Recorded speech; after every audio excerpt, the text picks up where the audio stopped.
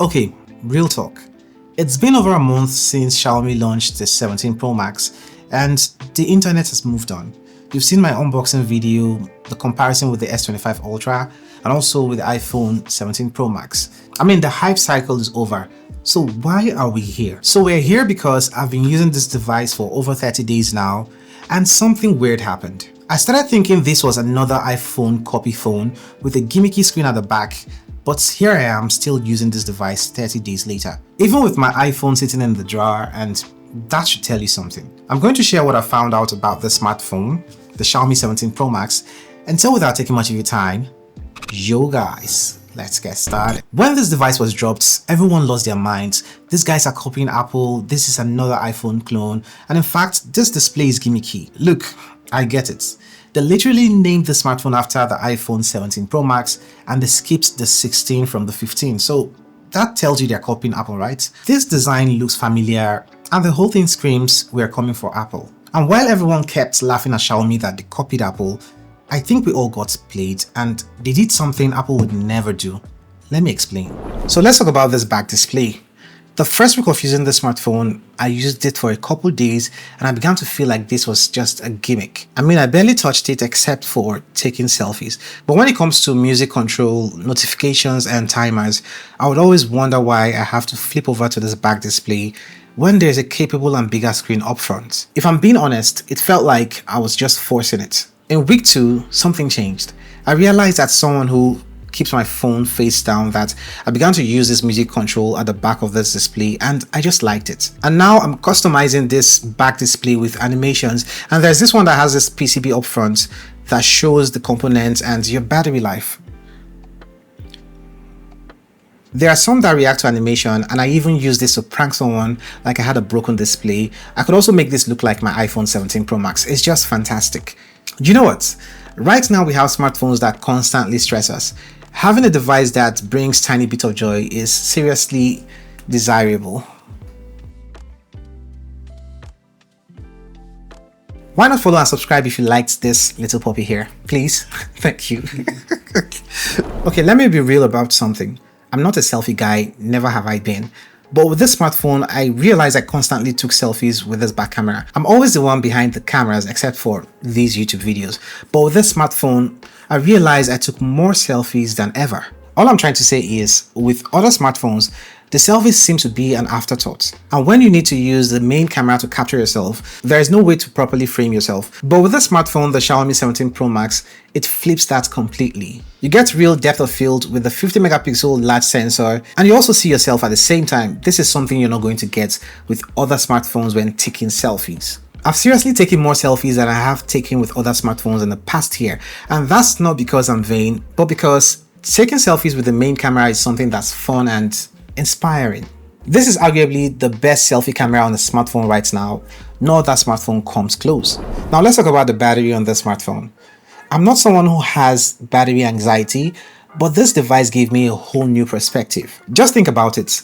We've normalized some weird behaviors. For instance, most people plan their days around charging opportunities. We carry power banks around, and you begin to panic when your smartphone has 20% battery and it's 3 p.m. This is not normal and a lot of us have accepted it. You get a 7500 mAh battery that would last you up to 2 days on a below average use. Side by side the iPhone 16 Pro Max, you get about 50% more battery life on here, but the same experience when it comes to screen on time with that device. So it might not be as efficient, but it gets the job done. And when it comes to charging the smartphone, you get a 100-watt charger that comes within the box, and it charges this device from 0 to 100% in about 45 minutes. Now, it doesn't end there. My favorite feature about this smartphone is that you get a 22.5 watt reverse wireless charging, which I've used to charge my AirPods and my iPhone 17 Pro Max a couple times. I'd rate this smartphone an 8 out of 10, and the only reason it doesn't get a 10 is because it's not as efficient as the iPhone 17 Pro Max, and they made the software, but this is just Android.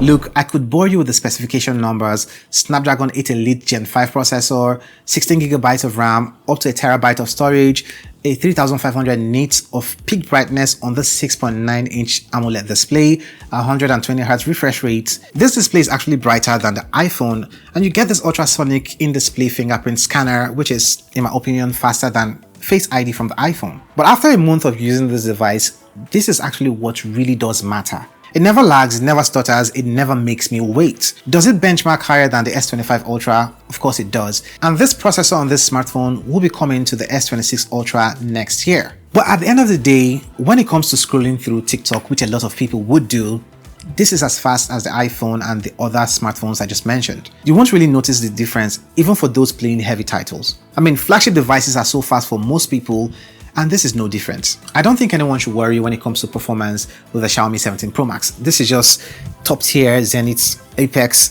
for Android devices. Okay, let's talk about the cameras. You're getting a triple camera setup, all 50 megapixel sensors, a 5x zoom lens and an ultra wide, and this camera system has Leica partnership. I've taken over 300 photos with this smartphone, and the photos are good, sharp, detailed, and they have great dynamic range. One thing I didn't notice about the photos in terms of the human subject is the fact that it has a different skin tone and tuning, and this is tuned to accommodate for the China market. Since this device isn't the global ROM, it's basically the Chinese ROM. Does it look bad? Absolutely not. But it's not something we're used to. And this is also on even though you turn off the filters on this smartphone's camera app. I've tried every setting in the camera app to get the regular iPhone look or feel. With these cameras, that's not possible. You can only get that tone in post-processing. The ultrawide is quite good, especially when you have good lighting, but it just feels like an afterthought since they slapped it on here. When it comes to videos, you can record up to 8K on the smartphone, but 4K seems to be the perfect spot for me. You can also record in log on the Xiaomi 17 Pro Max, but you find that from the Pro mode in the camera app.